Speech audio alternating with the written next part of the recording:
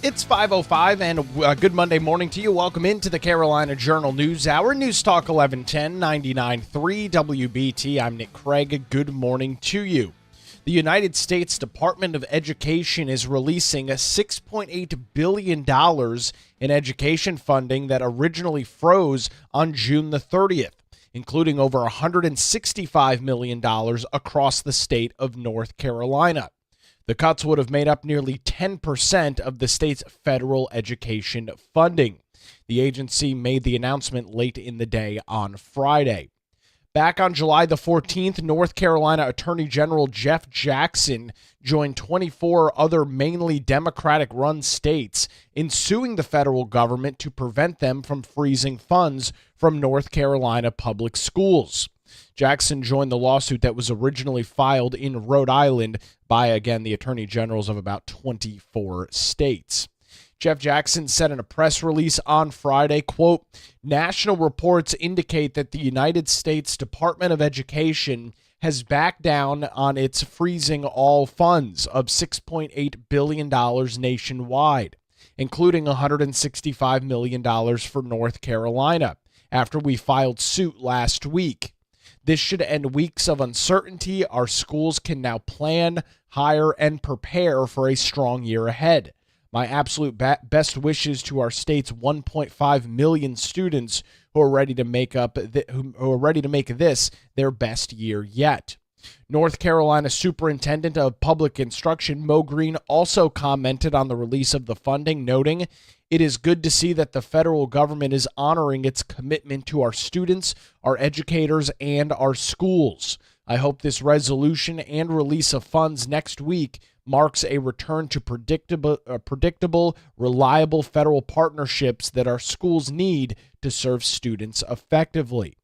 Democrat Governor Josh Stein also commented on this, publicly thanking Secretary of Education Linda McMahon, who, if you didn't know, is originally from New Bern, North Carolina, posting on his X profile, "Thank you to New Bern native Education Secretary McMahon for releasing much-needed grant funding to help schools across North Carolina better serve our kids. We shared a candid discussion about serving North Carolina children and families. I look forward to working together to expand the workforce in public education." In addition to the lawsuit, 10 Republican senators joined together last week to urge the Trump administration to reverse this decision to freeze those federal funds. The congressionally authorized education funding was currently under review by the Office of Management and Budget, that's OMB, to determine if the programs grossly misused government funds to promote a, quote, "radical left-wing agenda." The Wake County Public School System had instituted a hiring freeze in anticipation of that funding being no longer available or frozen, and CMS, the Charlotte-Mecklenburg School Board, sent a letter to the Department of Education asking officials to reverse their decision. 9 of the 10 school districts that would have lost the most money per student are in rural North Carolina. Those counties, of course, still reeling with the impacts of Hurricane Helene, facing a roughly $18 million cut. Friday's announcement comes a week after OMB unfroze more than $1 billion in after-school and summer learning funds that had been under review. A senior administration official said that states would have to adhere to new guardrails moving forward, with many of the programs also being told that they received the after-school and summer learning funding earlier last week. So the lawsuits, the money being frozen, the changes being made by the school districts, only temporary, as OMB was going through the process of determining where that money should go. It is now going back exactly where it was supposed to, more than $6.8 billion back to public education. You can read those additional details this morning by visiting our website, carolinajournal.com. The headline, Department of Education releases frozen education funding to North Carolina and other states. It's now 5:10. You're listening to the Carolina Journal News Hour. United States Senator Tom Tillis, of course, has been in the national spotlight a lot over the last couple of weeks with his announcement that he is not running for re-election. However, in the meantime, he is still a sitting member of the United States Senate and has said he will continue to work not only for people of North Carolina, but the country as a whole. We are tracking some details this morning from Senator Tillis and a litany of other lawmakers up in Washington, D.C., dealing with housing supplies and high costs in home ownership. To get some details on that, Teresa Opeka, CarolinaJournal.com, joins us on the News Hour. Some pretty bad figures here, Teresa. Home sales dropping to their lowest level in 9 months. That's not the sign of a good economy moving forward. No, it's not, Nick. Thanks so much for having me. Yeah, I took a look at this. Senator Tillis issued a press release recently about bipartisan legislation that he and his fellow senators hope will increase the housing supply and reduce costs. Yeah, and getting back to what you just said, home sales dropping to their lowest level. They're also on track to me being the worst in 30 years. So yeah, this is why this bill was so important at a time like now. So it's called the Housing Supply Expansion Act of 2025. He, along with Senators Tim Scott out of South Carolina, Republican Senator Tim Scott, also Democrat Senator Ruben Gallego of Arizona, Republican Kitty Britt, Alabama, and then we have got Democrat Brian Schatz of Hawaii, and Republican Mike Crapo of Indiana, and Alex Padilla, Democrat Senator from California, all were on this legislation. Basically, what it does, it modernizes the federal definition of manufactured housing. That could be, any kind, like the housing you would see, maybe even like a trailer or something like a modular. It's a better word for it, where it would include modular or prefabricated houses built without a permanent chassis. So what right now the chassis has to stay on these types of houses. So this would be get it removed so it has a better chance of being approved. There's also local zoning laws that don't allow certain ones like this. So they introduced this bill to hopefully get the ball rolling so that more people can buy more houses, have more choices. I think also accessory dwelling units is another type of a housing that this would fall under as well. Yeah, and you talk about that litany of senators that have signed onto this bill all across the country, from California all the way here to North Carolina. But specifically honing in on our state this morning, Teresa, this is a major issue, especially in our larger metropolitan areas. You look at the Charlotte area, the Raleigh area, out towards Asheville, of course, other situations affecting home ownership out west from Hurricane Helene, and then to the eastern half of the state down in southeastern North Carolina. This has been a big-time issue for quite some time now. It has. And you said even before Helene struck, we're looking at the Asheville area. There was a housing market tracker. It was from American Enterprise Institute, said Asheville's housing shortage is about almost 5,000 units, or 10% of the city's existing units. That's the shortage. That's how much they need. And you go down the line, you mentioned Charlotte, that's at 5.2%. Raleigh is at 5.2%. And you go over to Fayetteville, like going to the southern half, it's a little less. It's 0.9%. But a lot of these areas are up. Wilmington, too, is at 6%.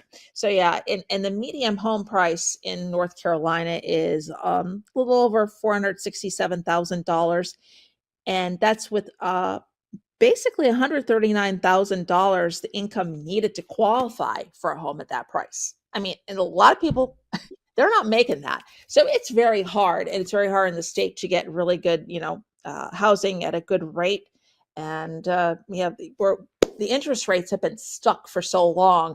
A lot of people were lucked out at 2%, 3%. Of course, that all went up, and now we're stuck at around 7%, or maybe a little bit under. It fluctuates. So hopefully, maybe, President Trump, we were talking about this, pushes or nudges Jerome Powell to maybe cut some of those interest rates to help people along. Yeah, the Federal Reserve does have a meeting coming up this week. Rumor has it that those rates will at least stay the same the way that they are right now. However, the president continues to pressure the Federal Reserve chairman pretty heavily on that. And Teresa, you look at that new median home price, that's up significantly from where that was just about 5 years ago, which happens to also coincide with the same time that interest rates for mortgages jumped from that 2.5%, 3% where they were 2020 into the early parts of 2021 to where they are right now. It's completely unaffordable for the vast majority of folks across North Carolina. It is. It is. I mean, you're seeing houses move, of course. It depends what bracket. I know basically it looks like maybe there are, people who really don't have to worry about money, $1 million houses, $2 million. I mean, obviously they're still selling. But you look at houses maybe that are under 300,000, in that price range.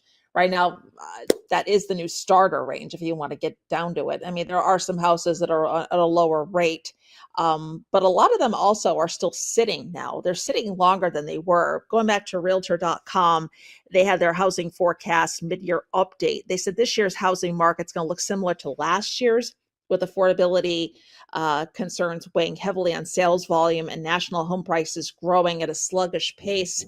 And everybody's moving to the state at a rapid pace. But of course, things have slowed down. In that study, or in that update, it said Raleigh had the 10th slowest market, with the homes staying on the market 10 days or longer than last year. And that's it just doesn't sound long, but we remember 2022 when we're coming out of the pandemic, and prices jumped. People were paying like, was it 100,000 over asking price, sight unseen, no inspections.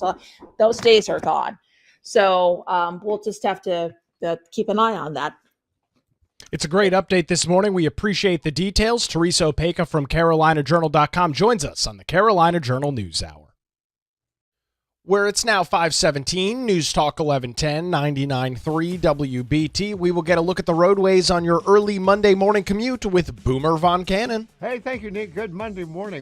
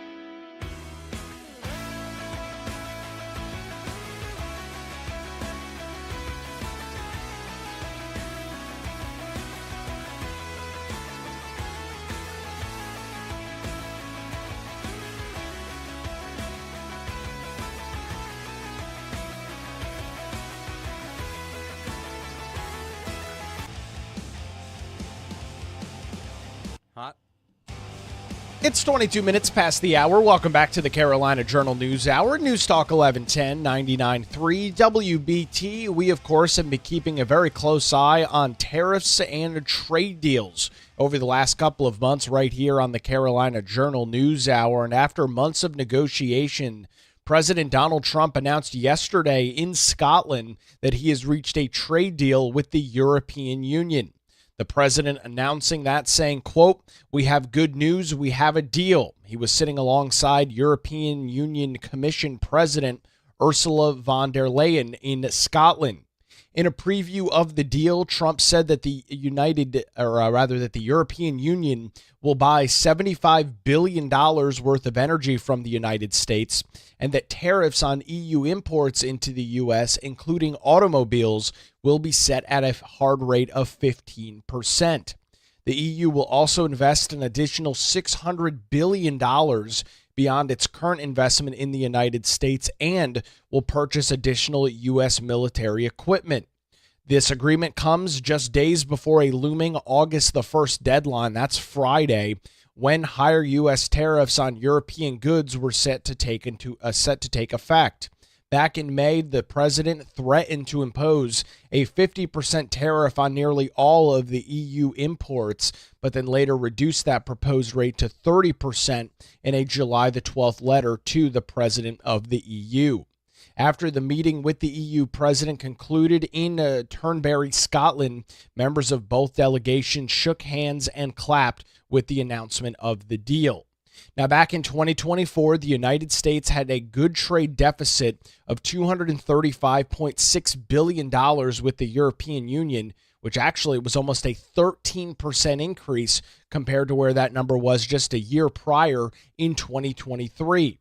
The president of the European Union told reporters during a meeting, quote, "The starting point was an imbalance, a surplus on our side and a deficit on the U.S. side. And we wanted to rebalance the trade relationship, and we wanted to do it in a way that trade goes on between the two of us across the Atlantic." Trump said that the two sides wanted to make a deal, and that's exactly what they did. With the president noting this started months ago, this negotiation, so we knew that we were going to get into this over the long-term period, adding that the agreement was satisfactory for both the European Union and the United States. The president noted that this is a, quote, "giant deal with a lot of different countries," because as it stands right now, the EU has 27 member states, with the president acknowledging that it's not easy to reach a unified agreement with all of those groups. Trump earlier accused the 27-member bloc of dragging its feet in the ongoing negotiations, which have been happening for months. His threats to impose higher tariffs prompted EU officials to schedule emergency talks aiming to reach a deal with the administration while the president continues his international visit over in Scotland this morning. In lengthy reporting detailing foreign trade barriers in March, the Office of the U.S. Trade Representative, that's here in Washington, D.C., criticized the EU for imposing tariffs and non-tariff barriers that disadvantage the United States and its exporters into European markets. Trump called the new EU investments, quote, "substantial," and told reporters all of the countries will be opened up to trade with the United States at zero tariff. And they've agreed to purchase a vast amount of military equipment. We don't know what that number is just yet, but the good news is that we make the best military equipment in the world, so you've just got to sort that out until somebody tops us, which is not going to happen. Now back to cars. Automobile tariffs will also be capped at 15%. However, steel and aluminum tariffs will stay where they are because that's President Donald Trump and trade advisors noted that that's currently a worldwide rate, and that's where that's going to stay. The European Union has been subject to U.S. tariffs at 10% on most goods, with 25% tariffs on automobiles and 50% on steel and aluminum. Commerce Secretary Howard Lutnick said that within 2 weeks, the United States will give an update on its plan with microchip tariffs, suggesting that that was a key reason for the EU's desire to negotiate with President Trump. Lutnick said, quote, "I'll let you wait for 2 weeks until you get to announce this plan, but we're going to bring back chip manufacturing to the United States." The U.S. and the 27-member bloc EU had been negotiating since parts of early July to strike a trade deal. Trump imposed baseline tariffs on the EU in April before pausing them for 90 days, as he did with most other countries, to bring forth that negotiation, but had recently threatened to raise them to 30% if the 27-member bloc did not reach an agreement with his administration by August the 1st.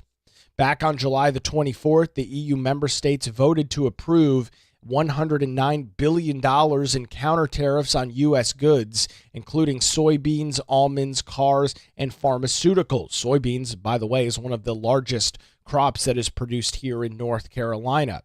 Before the deal that was reached yesterday, those tariffs were scheduled to take effect on August the 7th.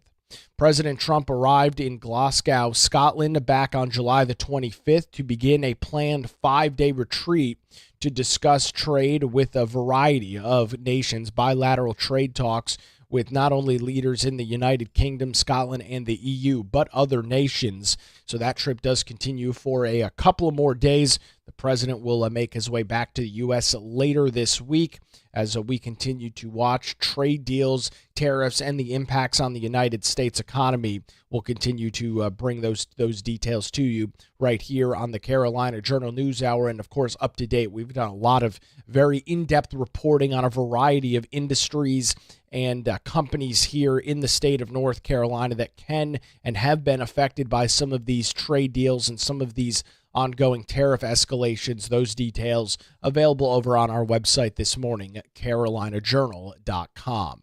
It's now 5:29, News Talk 1110, 99.3 WBT. We will get another look at the roadways on your early morning Monday commute with Boomer Von Cannon. Hey, thank you, Nick. And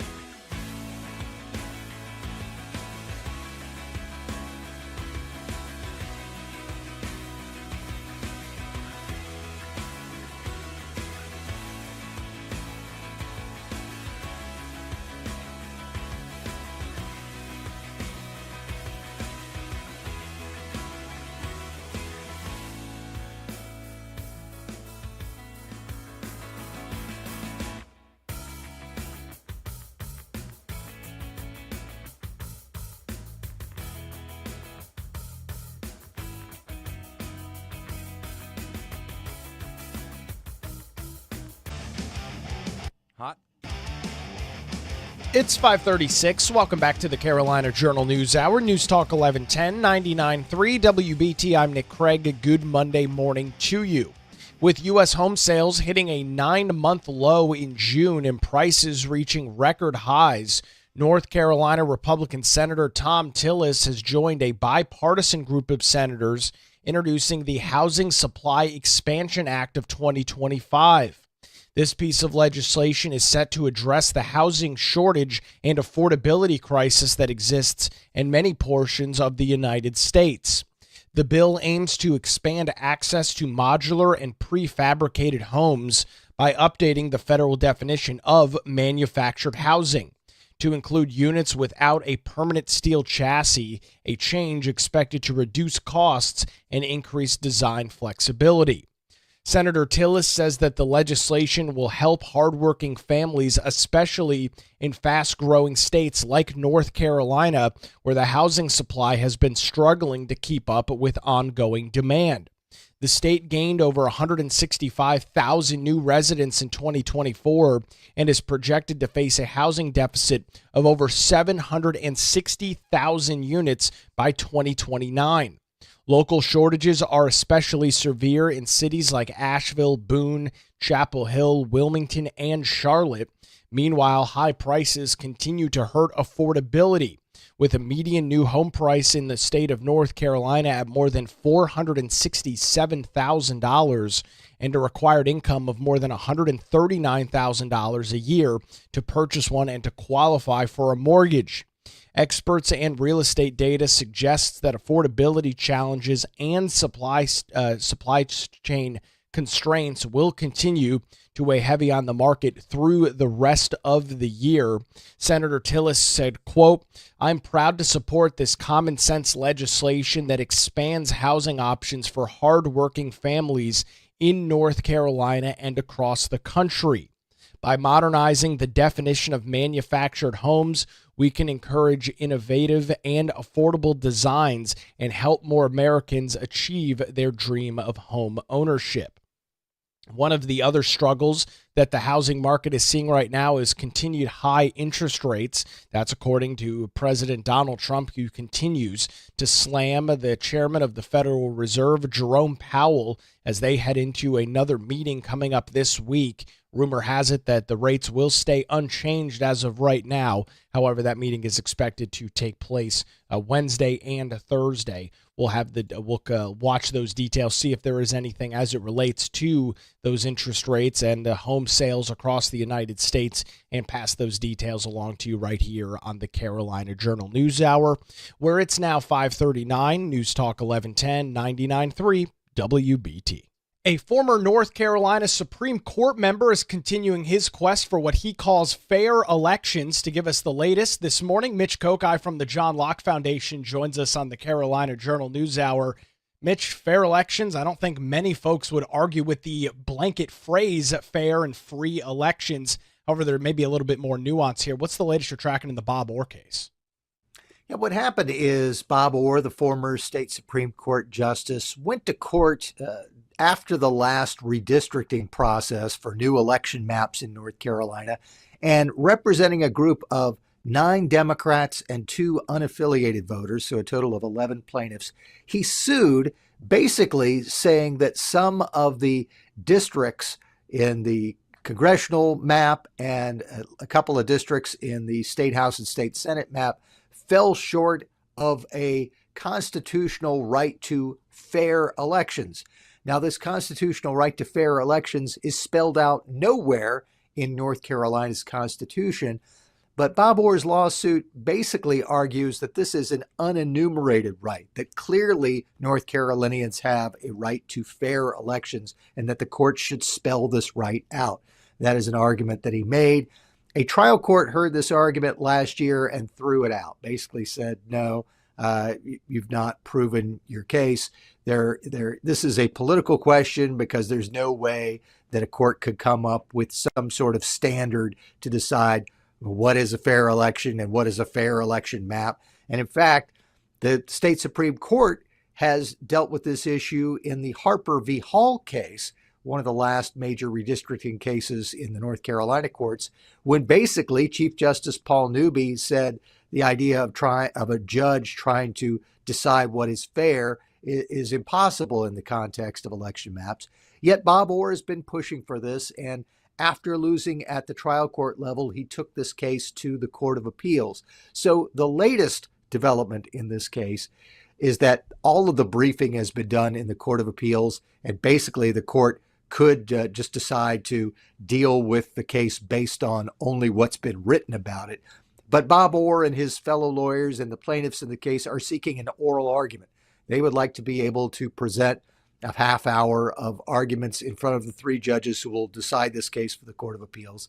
And while that court filing has been made, there has not been a court filing yet on the other side, but apparently Orr's court filing suggests that the legislative leaders who are defending the election maps are against an oral argument. They basically think that this is kind of an open and shut case. The fair elections idea is a bogus concoction from Bob Orr, and that there's no reason for the judges to have to draw all the attorneys in and sit for an hour and listen to them haggle back and forth about this, that this is something that could be decided just based on what's already been submitted in written briefs. Now, if Bob Orr is successful, this, of course, could have a huge impact on elections in North Carolina, because if courts decide that there is some sort of state constitutional right to fair elections, then, as lawyers for the legislature have argued, as this case moved forward, anytime someone loses an election, they'll go to court and say it wasn't fair.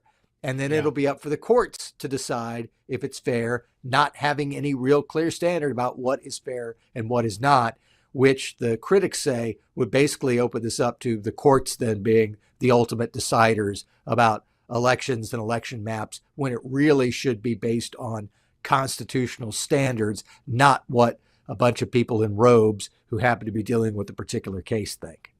Well, let's take a couple steps back on this, Mitch. Redistricting is something realistically that we're only supposed to be talking about every 10 years or so when you've got new census data out of the federal government. Here in North Carolina, over the last 5 or 6 years, there's been a plethora of map redraws, redistricting, back and forth in the court system. But when we get to this term, fair elections, correct me if I'm wrong on this, but when the General Assembly is drawing maps, there are things that they are set to uphold as it deals with population, trying to keep counties together, contiguous districts. There are a set number of standards that they do and have followed in the past when they are drawing maps. This whole question over what is a fair election seems a little bit ambiguous to me.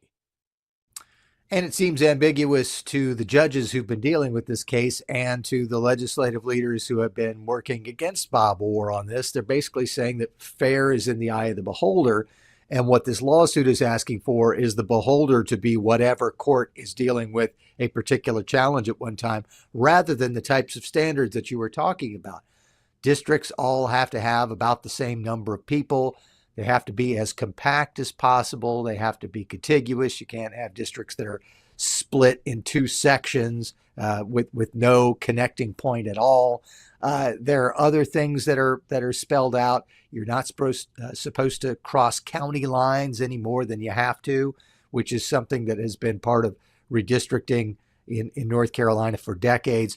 And so one of the things that this case is saying is that there should be this additional standard that the maps have to comply with some sort of determination of fairness.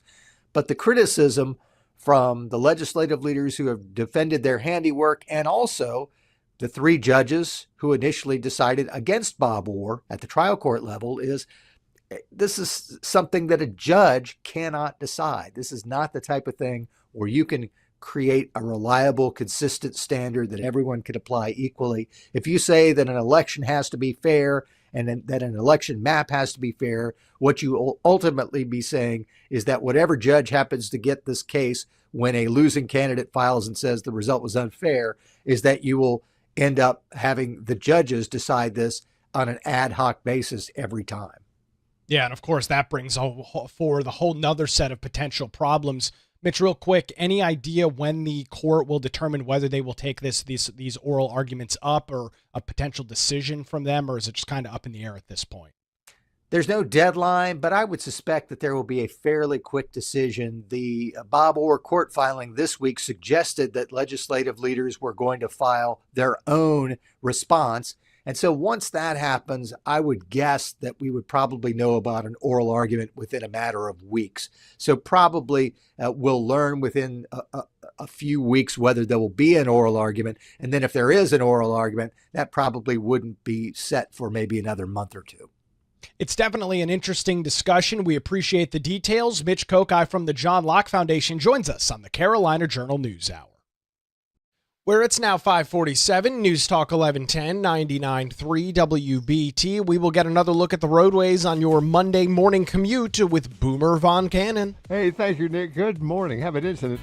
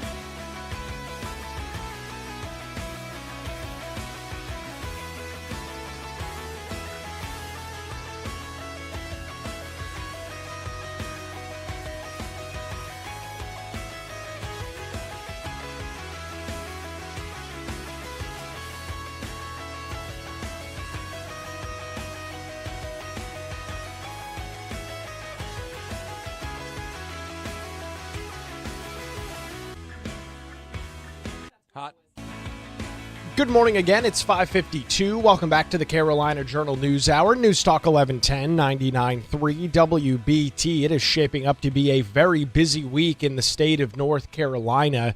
Imminent announcements from both former Democrat Governor Roy Cooper and current RNC Chairman Michael Whatley. We could both learn this week whether both of them are going to jump into the Senate race or not. Seems highly likely at this point. Those announcements could be coming up later this week. Plus, the North Carolina General Assembly returns to Raleigh tomorrow to attempt to override 14 of Democrat Governor Josh Stein's vetoes. Let's start with the U.S. Senate this morning. Former Governor Roy Cooper spoke at a Democrat Party unity dinner in Raleigh Saturday night, talking about his efforts and talking about the things that he worked on as governor in North Carolina, slammed Republicans in Washington, D.C., and made some hints and some jokes indicating that he is all but just to make his announcement for the United States Senate, saying, quote, "Look at what's happening in Washington, D.C. They're running up the debt. They're disrespecting our veterans. They're cutting help for the hungry, and they're ripping away health care from millions of people. All of that to give tax breaks to millionaires and billionaires. That's not right."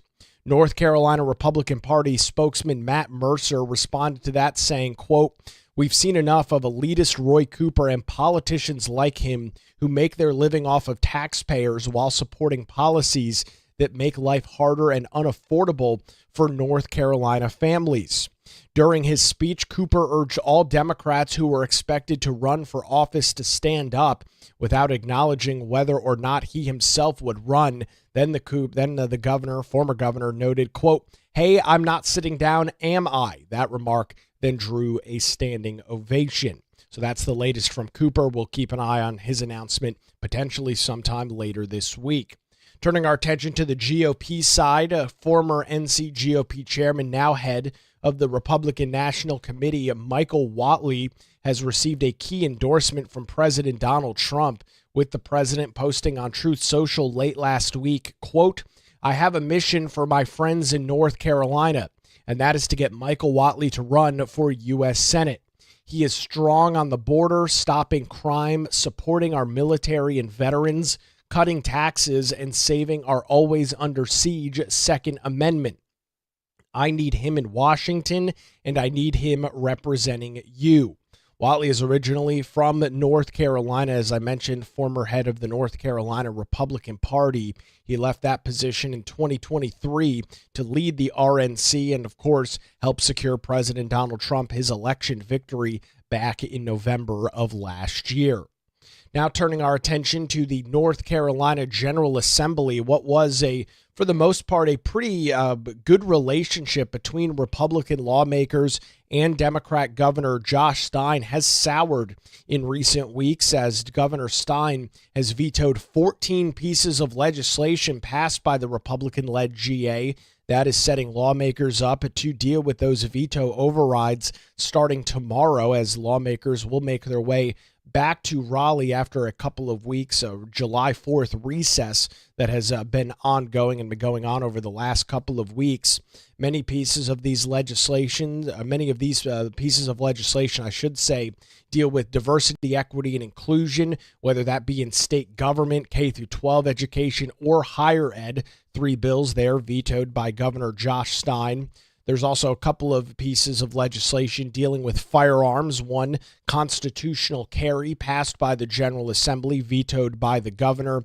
Some of the other pieces of legislation also deal with the border, crime in the state of North Carolina, and the REINS Act. That's been a popular one that we've been keeping our eye on over the last couple of months, which would put greater restrictions on government agencies to impose burdensome regulations that have a major financial impact across North Carolina. The math on all of this is set to be very interesting in the Senate. Republicans do have that super majority, meaning if every Republican is there and votes in favor, they are able to override a veto. However, in the North Carolina House, Republicans are just 1 vote short, meaning that there needs to be a couple of Democrats absent or voting with all of the Republican delegation to override those vetoes. strap in. It's going to be a very busy week in North Carolina politics. We'll keep you up to date with everything right here on the Carolina Journal News Hour. You can also stay up to date with breaking news around the clock by visiting our website, carolinajournal.com. That's going to do it for a Monday edition. WBT News is next, followed by Good Morning BT. We're back with you tomorrow morning, 5 to 6, right here on News Talk 1110 and 99.3 WBT.